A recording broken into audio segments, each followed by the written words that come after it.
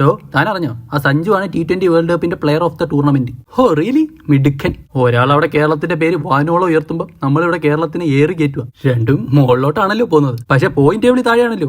Mohammedan FC tight competition തരുന്നുണ്ട് 14ാമതായില്ല. എന്തൊക്കെ പ്രതീക്ഷകളായിരുന്നു. സ്പെയിനിലുള്ള കുടുംബത്തിന്റെ അടുത്ത് വൈപ്പിംഗ് ക്ലാബ്സ് അടിക്കുന്ന കാണിച്ചു തരാമെന്ന് പറഞ്ഞാൽ ഞാൻ വന്നത്. ഇങ്ങനെ പോയ അടുത്ത കളി വൈപ്പിംഗ് ക്ലാബ്സ് കിട്ടും ശരിക്കും. പക്ഷെ ആ ക്ലാബ്സിന്റെ ഇടയിൽ തന്റെ മോന്ത ഉണ്ടാവും. അയ്യോ എന്നാ വേണ്ട. സത്യം പറയടോ, താ സ്പെയിനിൽ നിന്ന് തന്നെ വന്ന കാറ്റാലയാണോ അതോ വല്ല കാട്ടാക്കട കാട്ടാളനോ? അതിന് നീ കാട്ടാക്കടയുള്ള കാട്ടാക്കട മില്ലടന്ന മോനെ അറിയോ എനിക്ക്?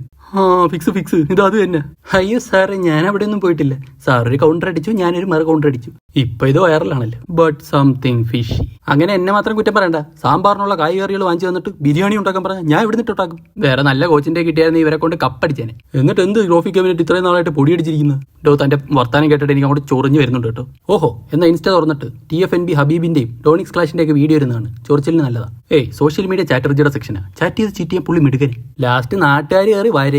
അതിനു മുമ്പ് തന്നെ ഞങ്ങൾ വരയും. അവിടെ നോട്ട് കാട്ടാക്കടയ്ക്കുള്ള ലാസ്റ്റ് ബസ് പിടിക്കാവുള്ളത്, സ്പെയിനിലേക്കുള്ള ലാസ്റ്റ് ഫ്ലൈറ്റ് പിടിക്കാവുള്ളത്.